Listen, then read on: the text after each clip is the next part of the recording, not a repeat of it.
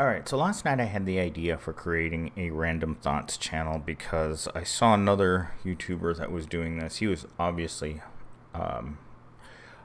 animating what he was doing not very well, like a lot of the sort of animation that you'd get from a YouTuber that doesn't have a big budget, right? But it made me think about all the times that I've had a thought that just seemed so random that I couldn't really think of a place to put it.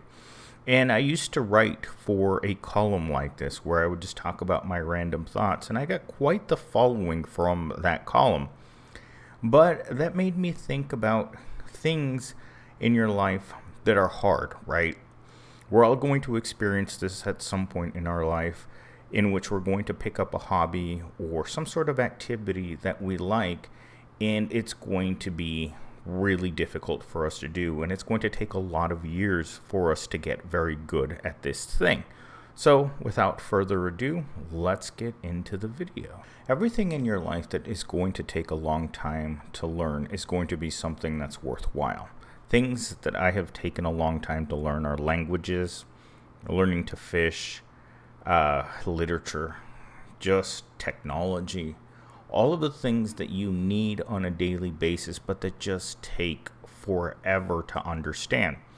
Even going back and reading the same Hemingway novels that I read 10 years ago, with the person that I am now compared to the person that I was back then, I understand them at a completely different level. When I read The Catcher in the Rye as a teenager, Holden Caulfield was a person that I could relate to.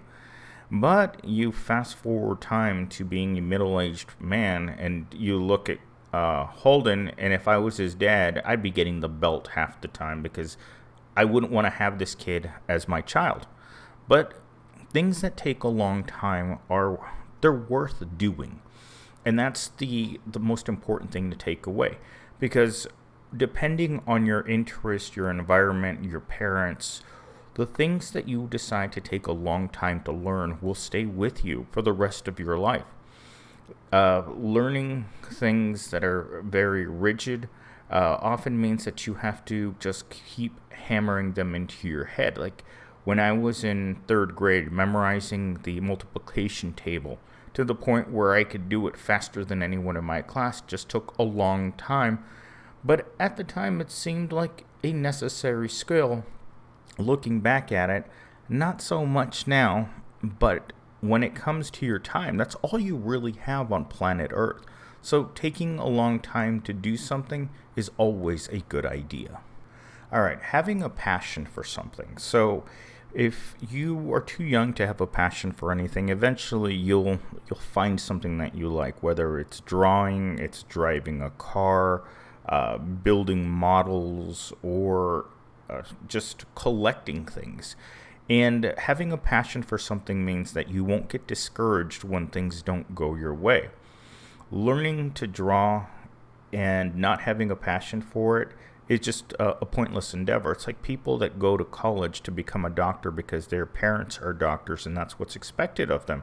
So they go into medicine with no passion, which means that at some point, even in their fourth year of medical school, they might just decide that they don't want to do this anymore and leave behind a career that never really turned into anything. That could be 8 years of medical school, and then you just decide that this isn't for you because you had no passion for it.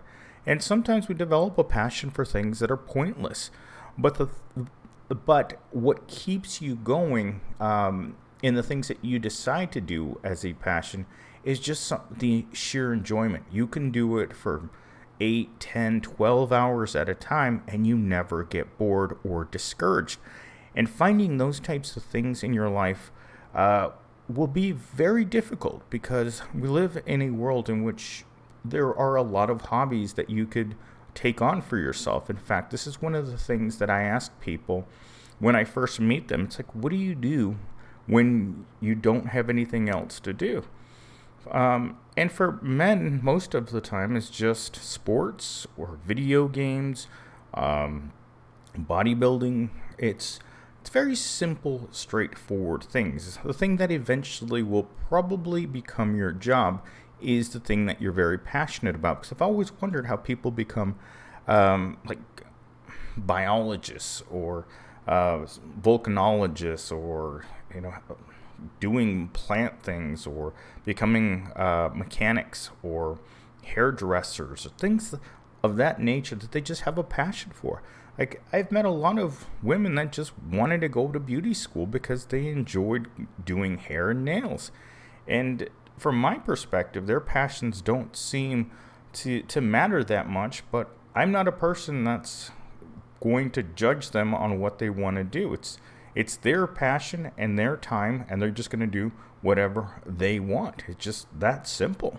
All right, so when I went to college, I wanted to do a computer science degree, and there was a lot of math involved with learning to program. So for me to grasp the basic mechanics of programming was going to be nearly impossible, and all skills in our life have raw understanding of the subject matter that we're trying to learn about. And if you can't grasp the basics, then chances are you're never going to be good at the upper levels of that particular task. And for me, this has been one of those things with the digital camera. And I bought the Sony camera in May, and right away there was a very steep learning curve, and it started with ISO, aperture, and shutter speed. And all of these things required you to be able to understand how they work together. In fact, when you see beginning photography documentation, it's always a triangle where on each side of it there's ISO, aperture, and shutter speed. You have to be able to understand how those things work in order to make the camera work and do what you want it to do. Because if you can't do that, then all you have is an expensive paperweight, or just an extension of what your phone can do.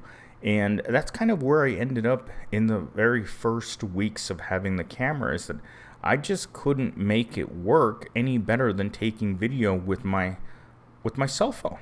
And so as you come along developing those skills, it takes a long time for you to be able to develop raw skills. And this can be said about a lot of things. Fishing, you have to understand how to tie knots, how currents work, how line works, the type of gear, the type of fish, the weather. There's a lot of raw stuff that you just have to learn in order to get better at the thing that you're doing. And I think when I was learning to draw, the raw skill that was the hardest for me to do was how much pressure to apply to my charcoal pencil and how to use it in different ways. Drawing isn't about just making straight lines. It's about being able to use the mechanics of your pencil in a lot of different ways to create your subject matter. But it's very hard to do, and that's why gifted artists are people that we look up to. Great paintings are things that just didn't happen for a first-year art student, or even a person that had been trying to draw for 20 years. If you can't breach the basics into the more dynamic aspects of your subject matter, you will never get better. And that only comes through, as I mentioned, a long time, passion, in a almost specialized understanding of the raw mechanics of anything that you're trying to learn to do. And it can be very hard, and it can be very disheartening, and sometimes people find out that they're not good at something after investing a lot of time into it. Like, there was a girl in one of my English literature classes who it took her till her last year of her literature degree to realize that she was never going to be a good writer. But all along the way, she had people telling her that she was very good at what she did. But it finally took the realization for her to come to this conclusion that people sometimes lie to you. And when people do that to you, they don't realize how much of a disservice they're giving you. Because when you lie to someone about how good they are at something, you're encouraging them in a situation where inevitably they're going to have to accept their own failures, or live life as a mediocre person doing that type of work. And there's a lot of very talented writers in our world that are going to outshine anyone that just understands putting pen to paper. Writing is a very difficult thing to do. Even as a person who's read hundreds, if not thousands of books, I understand that writing is hard. And I have to write every single day. Every single day I write scripts for YouTube. I write for Twitch. And I write for other aspects of my life. There's always writing happening in my life. But for the amount of time that I spend writing, I probably spend 90% reading. Because reading gives you the ammunition to be able to write. And you look at the way that other people write and you develop your own style. But that leads me directly into my next topic. So, when you think of art, think of this Hemingway quote. All I do is I sit down at the typewriter and I bleed. That's a direct quote from Hemingway because it is what he did his entire life. He was a writer. And he understood the fact that if he wasn't sitting in that chair writing, there was no way that he was going to become a good writer if he just wrote part-time or occasionally. It was every day at 6 a.m. to noon, I believe was his writing schedule. And it was, I believe, 7 days a week. He just wrote. No matter what it was, he just kept writing. And that's really what it comes down to with anything else. When I started taking pictures with my digital camera, I went out every day at noon. I was out for 3 hours, and I would come back with hundreds of terrible pictures. Absolutely awful. I would scroll through them, and I would delete almost all of them. And I'd think to myself, it's like, you know what? Even a blind bat could take better pictures than I can. The equipment is good, but my understanding of art is not good. Even though I understood the basics of ISO, aperture, and shutter speed, it wasn't enough. In order to be an artist, you have to have an artistic flair, because you can go and get an architectural degree, a sculpting degree, a straight up art degree, but no amount of that knowledge is ever going to turn you into an artist. People who get paid a lot of money to do art are at the peak of their game, and they just have an innate ability to create art. And that's where this all was heading to. Learning to do something in a way in which it is artful or highly skilled really comes down to the individual. Do you have what it takes to be an artist? And this can be through a lot of different ways. Once you become a professional at doing something, a professional means that you get paid for doing something, whether that be a sport, you're a professional athlete, whether you're a professional writer, or you're a professional photographer, or a professional actress of the adult arts. Not everyone can become a person like Alexis Texas. It takes a very specialized person to have a certain look, be able to do the deed a certain way, be able to act on camera, being able to rise to that elite level. And that's what makes art so hard, and what made me think of creating this channel is that in order to reach that level, there is an amount of dedication from you that kind of plateaus. So you can put in as many hours as you can, like me and my hundreds and hundreds of awful pictures. But unless I can breach that gap from reaching my plateau of knowing how to do the basics into being able to do creative flair, if you can't rise up into creative flair, you will never be able to do anything professionally. You can be the best amateur photographer there is out there. Like, I was watching The Proper People yesterday, and they were at this abandoned resort in upstate New York, and they were going through pictures of people who had taken, 35 millimeter camera pictures. And literally the people that took these pictures, and they were in very exotic places in the world, because all of these people living in this particular abandoned building were very wealthy. But you could tell that the people that took these pictures had no idea how to take a picture. There are all kinds of rules to taking pictures, like the rule of thirds and having proper lighting and just being able to see what a good picture is. But you could tell that the people who took these pictures put their subject right in the middle of their shot and just took the picture. There was nothing creative about it, and that's what defines people who are amateur athletes and professional athletes. They know what it takes in order to be able to break out. I mean, when I think of Arnold Schwarzenegger, which is the inspiration to me for becoming a bodybuilder, there was a difference between Arnold and every other amateur guy that goes to the gym. In fact, today I had to go to the gym at a very off hour for me because I woke up this morning 3 hours late. And there was a bunch of people there, and you could tell none of these people understood what it was to be able to break through. And what I mean by that is break through to that level of being a person that is a professional bodybuilder. All of these people that were there were all amateur people that were just there to do the basics, to create their body in the most basic sense. They were never going to get ripped. They were never going to be top athletes. They were never going to reach that goal of having a sculpted body. Why? Because it takes a certain amount of time, passion, and understanding of the mechanics of how your body works. Nutrition, rest, and just the sheer way in which you work out. The reps, the muscle groups, the way they work together, compound movements, all of these things these people don't understand, but they just keep coming back into the gym and doing the same thing. Same thing can be said about college. A lot of people will go to school to get a 4-year degree in psychology.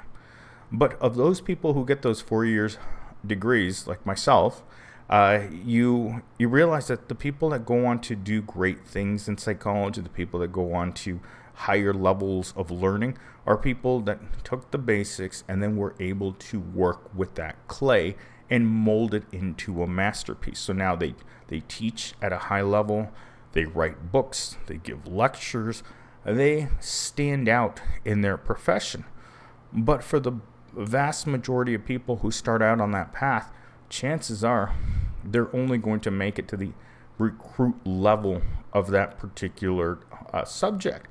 And this happens to a lot of people. Like I've watched this on the Matt's Offroad Recovery channel, where people who have no understanding of the way that a 4-wheel drive vehicle works and how to read terrain and what their vehicle can do and the limitations of their vehicles. That's a big one. You know, when you have to call off-road recovery, it is extremely expensive. And you have people who are the weekend warriors that will go out to a dealership because they have more money than sense, and they buy a vehicle from a dealership and then take it out and don't know what they're doing. And inevitably, they're going to roll it, get stuck, or just not be able to use the machine to its full capacity. And that just comes down to not understanding what you're doing. Because as a person that drove off-road, you know, there's a lot to learn about the terrain, because terrain changes depending on the weather conditions. I mean, it can go from fluffy sand to mud to hard-packed clay. You don't know what's going to be out there. But as a person that's a professional driver of an off-road machine, you build your own machine. And this is exactly what I used to do when it came to my mountain bike. I've never bought a mountain bike straight from a bike shop.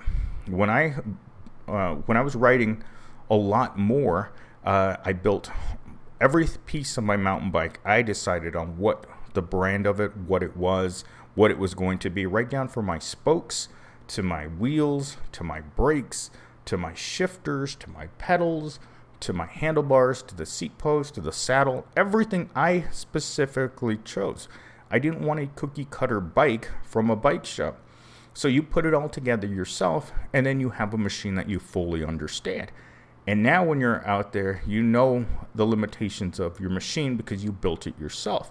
But when it comes to being able to do this, it is personal preference and the art of being able to do this. Not everyone can build their own mountain bike, and that's with anything in life. The worst things that I've seen in my life are people that think that they can cut their own hair, especially men. They cut their own hair, and you just look at them like, why would you do that to yourself? And it's like, in their own minds, they're artists and they did a good job. You look at them and like, I can't believe people let you outside wearing that haircut. Like, I remember seeing commercials for the Flowbee, and you think, you know what? Nothing could possibly go wrong with having a vacuum cleaner attached to your head and cutting your own hair. But the fact is that I'm sure there were great artists out there that could work with the Flowbee, but for the vast majority of laymen using a Flowbee, it was a disaster in a box. But with that said, I'm going to go ahead and end the video here, and I hope you guys kind of understand where I was going with this just random thoughts video, because learning to do stuff that is hard is always going to take a long time. And if you're not ready to put 10 to 20 years into learning how to do something, you might as well not even start.